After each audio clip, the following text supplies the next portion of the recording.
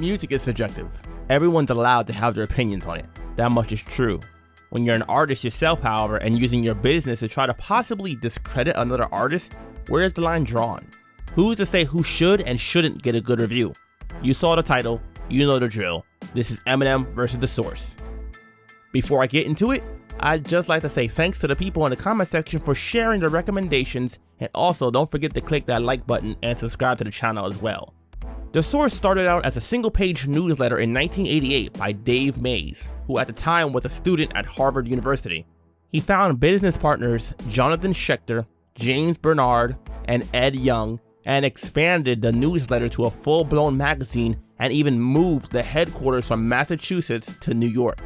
During this time, he met Benzino and his group Almighty RSO, became their manager, and helped them get various record label deals.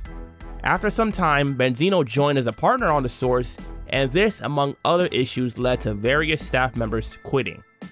This led up to the beef Eminem would take up with The Source for not giving him 5 mics in the magazine for his 4th album, The Eminem Show, released in May of 2002. This led Eminem to diss The Source and specifically Benzino in interviews, as he felt that he wasn't getting the 5 mics because he was white. The tension was furthered when, performing in Puerto Rico, he refused to do an interview with Benzino to promote the movie 8 Mile, which released later that year. Benzino then released the diss tracks I Don't Wanna and Pull Your Skirt Up. On the former, Benzino sends multiple shots at Eminem and D12, on the second verse specifically, with lines like "The only Eminem I know is made men," as well as telling Eminem he deserves a smack for disrespecting his own mother, which is a reference to the disparaging lines M has about his mother, like in the song Cleaning Out Your Closet from the Eminem Show album. He also states that it's not a black and white thing, which is something that would later again come up, as in an interview later on, Benzino would reference Eminem being white as a reason that he has done so well in hip-hop. On Pull Your Skirt Up, which was featured on his second solo album, Redemption, he takes aim at Eminem throughout the song and also makes mention of 50 Cent and D12. He calls Eminem a 2003 Vanilla Ice, makes mention of Jimmy Iovine, the head of Interscope, calling him to get him to stop dissing Eminem, as well as taking credit for M's career taking off, as he was in the unsigned hype column of The Source magazine previously. Eminem responded shortly afterwards with a few songs, one being Invasion, in parentheses The Realist, from the DJ Green Lantern mixtape Invasion, Shady Times Volume 1, which has Eminem rapping over the beat of the song Realist Niggas from the Bad Boys 2 soundtrack. He makes references to beefs that he and his record label are in, which of course at this time would be him and Benzino and 50 Cent and Ja Rule. Another diss track, and one of the most well-known ones from the beef, is The Sauce, which of course is a play on The Source. The track features one long verse of Eminem completely attacking not only Benzino and The Source as a publication, but also Dave Mays, the founder. M lets out a lot of his frustration with the situation, claiming that Benzino was the reason that he only got 4 mics instead of 5, and claims that Benzino is extorting and bullying Dave, among other things. Things like this would be proven to be true, according to various people who formerly worked for The Source, that would state that working there, they've seen and heard Benzino and his gang threaten or assault employees, as well as do things like steal property from the office. On the track Nail in the Coffin, Eminem responds to multiple lines from Pull Your Skirt Up, like saying that Benzino is too old to hang him over a balcony like he threatened to do in the song, and offers to fight him in a one-on-one, and claims that Benzino is half white. The latter claim in particular isn't exactly true, but Benzino is indeed of mixed descent, including German and Puerto Rican. But for the sake of a diss, I get it. He goes on to question Benzino's street credibility and diss his rapping ability and financial status. One of the funniest lines on here though is when he tells Benzino that he'd make more money selling crack than he did from music, once again dissing Benzino's rap skills and questioning his gangster drug dealing persona. Eminem basically responds to almost everything else that he hadn't gotten to on The Sauce to metaphorically put the nail in the coffin of Benzino and The Source magazine. Once again, another good diss track from M and considered a classic by many. Also in 2002, Eminem called into Hot 97 and had an interview with Angie Martinez in which he made a reference to the Nail in the Coffin track and dissed Benzino throughout the interview with mentions to Dave Mays being extorted and how you can't own a magazine company and be an artist, essentially saying your ethics will come into question. Not only Eminem dissed Benzino in the source, however, Obi Trice, the first solo artist signed to Shady Records, released the song Welcome to Detroit City, which has Obi Trice rapping over the beat from Cameron's song Welcome to New York City. Obi sends shots at Benzino, dissing his record sales, rap skills, and fame. He also disses Benzino for playing the race card with Eminem and says he should stick to journalism rather than rapping. Obi also mentions how they met in Puerto Rico and how everything was cool and they shook hands, basically pointing out the hypocrisy and Benzino sending a shot at him on Pull Your Skirt Up. Shortly afterwards, Benzino put out a mixtape titled Die Another Day, Flawless Victory, which was mainly diss tracks aimed at M, one of those being Die Another Day, which has Benzino rapping on a beat that sounds similar to the song Victory by P. Diddy, and going even harder at Eminem. He calls out M for the inherent racism in the music industry and commercialism in hip-hop, as well as calling D12 and Shady Records house niggas for backing up Eminem even though they're black, and even compares M to David Duke and Hitler, while comparing himself to Malcolm X, Martin Luther King Jr., and Huey P. Newton. Perhaps the most egregious part of the song, however, is when he threatens Eminem's daughter Haley with the lines, "Tell Haley it ain't safe no more. Daddy better watch your back at the candy store," then proceeds to reference JonBenet Ramsey.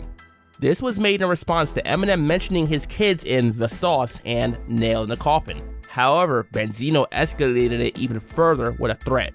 On that same mixtape, he disses M on the song Better Lose Yourself, which of course is a reference to the Eminem song from 8 Mile's soundtrack, Lose Yourself, which has Benzino offering to fight Eminem and making 8 Mile references again to both the movie and the road in Detroit. The chorus has someone doing his own rendition of the chorus from Lose Yourself with generally threatening lyrics. Benzino takes shots at Eminem for being on stage with Elton John at the 2001 Grammys and performing Stan, implying that M is also gay as well, but perhaps the most extreme diss again is Benzino taking shots at M's daughter almost literally with the line, "Make me come to Detroit, put the gun to Haley, have everybody like Benzino gone crazy." Some people say that there's nothing off limits in rap beef, but there are others that say that family, or children in particular, are crossing the line. Whichever side of the fence you're on, you can surely understand why the diss tracks from Eminem and his crew would continue as well. Two other Benzino affiliates dissed M on his behalf on the song Load 'Em Up from the same mixtape. The duo spend the whole song pretty much sending straight threats to Eminem and crew, kinda the typical gangsta diss, stabbing, shooting, and taking shots at street credibility. They also take a line from Benzino and mention kidnapping Haley, and have another line talking about shooting her and getting top from Kim.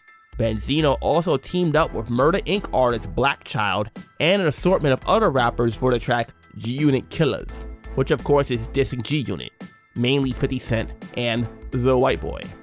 Then on the track Falling Down, Benzino disses 50 Cent and G-Unit again, like calling 50 Eminem's son. Eminem and crew fired back at Benzino and the source with multiple tracks, one of them being Go to Sleep from the Cradle to the Grave soundtrack, which has Eminem, DMX, who starred in the movie, and Obi Trice dissing Ja Rule and Benzino. DMX's verse is aimed at Ja Rule as he didn't have beef with Benzino, while M's verse is mainly aimed at Benzino but ends with a shot at Ja Rule as well. During M's verse, he responds to Benzino mentioning his daughter again, and of course, once again states his readiness to meet up with Benzino and fight it out. By this time, XXL magazine had been formed, and among the staff and founders were former Source magazine staff like Elliot Wilson and Reginald C. Dennis, which caused friction between the two magazines. The former Source employees felt that Benzino was essentially taking advantage of his position, and that there was a clear conflict of interest. XXL was basically aligned with Eminem and crew during the beef and even put them on the cover of their magazine, and eventually continued on to become the new #1 magazine in hip-hop, overtaking The Source. The back and forth between the two magazines led to Benzino eventually confronting Elliott Wilson in person regarding the things they were putting in XXL about him and The Source. During this, Eminem and his crew continued on with the diss tracks.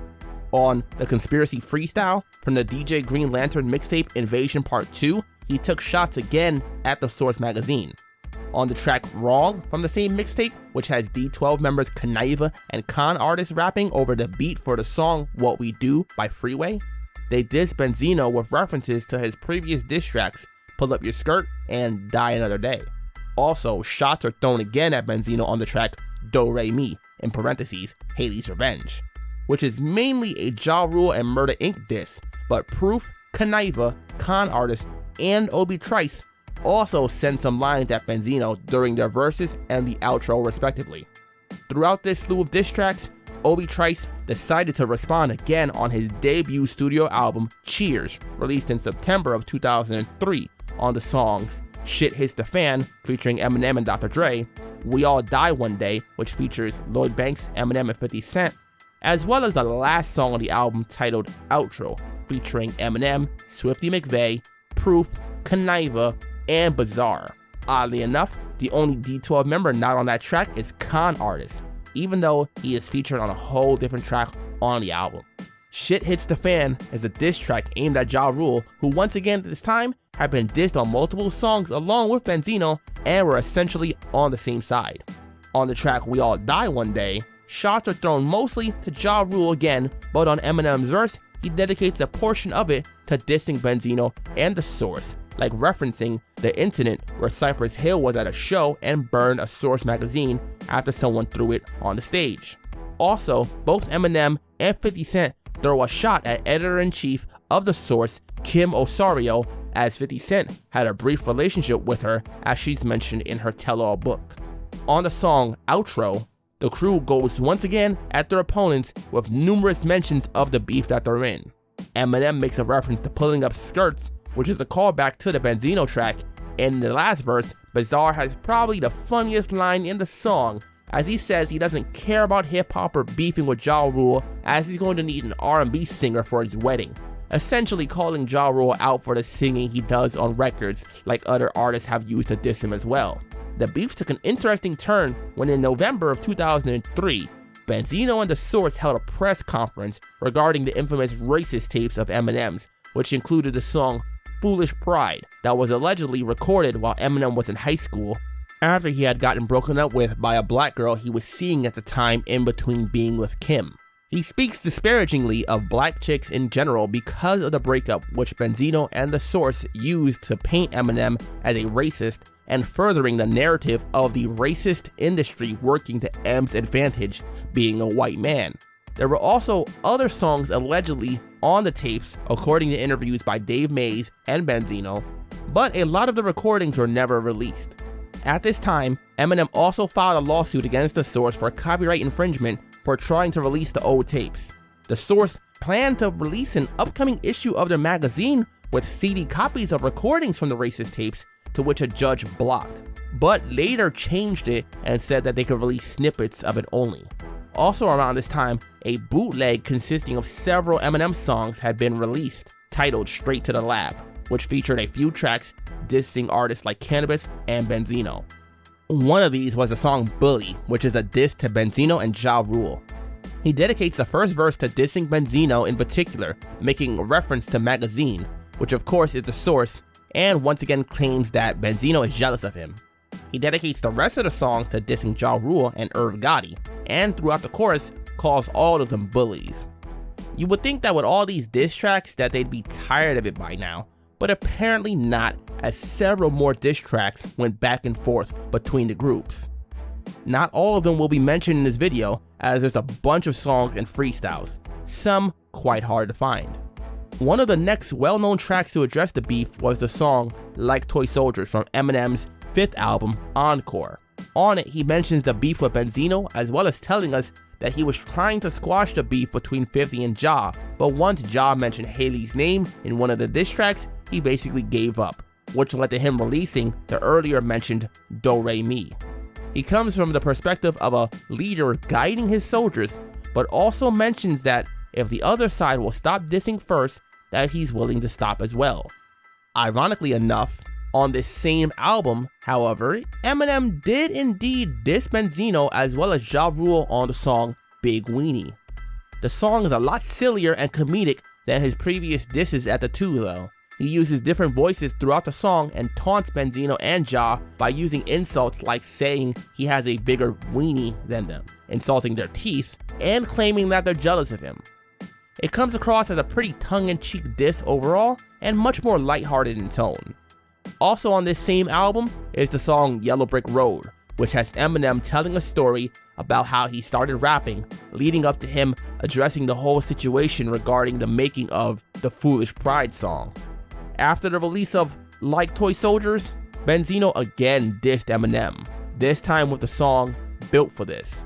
He throws shots at M for ruining the Tupac albums that he's produced on, as well as making references to the lawsuit between M and The Source. He also mentions the Toy Soldier song and essentially rejects ending the beef. Out of all the beefs that went on in hip hop, this is one of the only ones I've ever seen essentially be started because of how someone rated an album. Back then though, The Source was a magazine in hip hop that was looked upon highly, so I can understand Eminem's frustration to an extent. However, my personal opinion is that it wasn't necessary to start a whole back and forth of diss tracks that would go on for a few years. On the other hand, the bias that Benzino had was clearly seen based on interviews from various members that worked at The Source, as well as Benzino himself. In 2012, he wound up apologizing in interviews for dissing Eminem's daughter and admits that Eminem is a great lyricist and a great influence on hip hop. Despite this apology, however, over the years, Benzino would still occasionally talk about the beef with M and send tweets about M and his fanbase. About a month after the release of Eminem's 9th album, Revival, Benzino made a tweet dissing M's fanbase and calling the album trash. To be fair, Eminem's fanbase can get pretty intense, so I can't exactly blame Benzino for feeling attacked by them. One of the most recent tweets by Benzino was in March of 2022, where he once again apologized to Eminem and his fanbase, and again acknowledged how he's important to the culture despite his color. So basically, the beef lasted for about 20 years or so, and throughout the years, after the diss track stopped, Benzino proceeded to get into other business ventures such as starting Hip Hop Weekly along with Dave Mays and getting into reality television by having a recurring role on Love and Hip Hop Atlanta. Eminem took a break for a few years after the diss track stopped, and then came back and was releasing music again on a pretty regular basis. Overall, the beef would go on to be mentioned in many other tracks, and is one of the most well-known beefs in hip-hop history, considering the prominence of both The Source magazine as well as Eminem as a rapper. To a lot of hip-hop fans, Eminem is one of the greatest rappers ever, The Source is one of the greatest hip-hop magazines ever, and Benzino is a rapper who damaged the credibility of the magazine and lost a rap battle to M. But what are your thoughts on this? Do you agree with the public perception, or do you have a different opinion? As always, leave it in the comment section below, and I'll catch you guys in the next video.